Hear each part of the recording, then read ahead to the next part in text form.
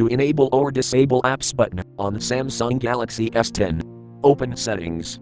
From a home screen, swipe up or down from the center of the display to access the apps screen.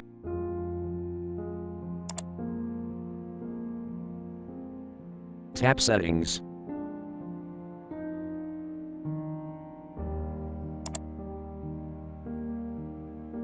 Tap Display.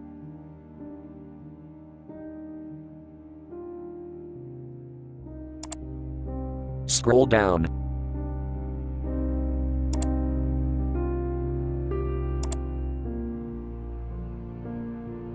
Tap Home Screen.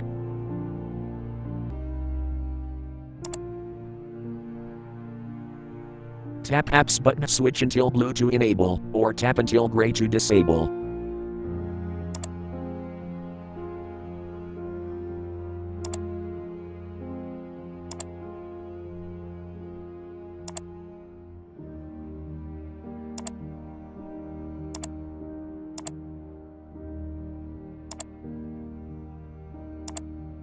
Thank you for watching. Have a nice day.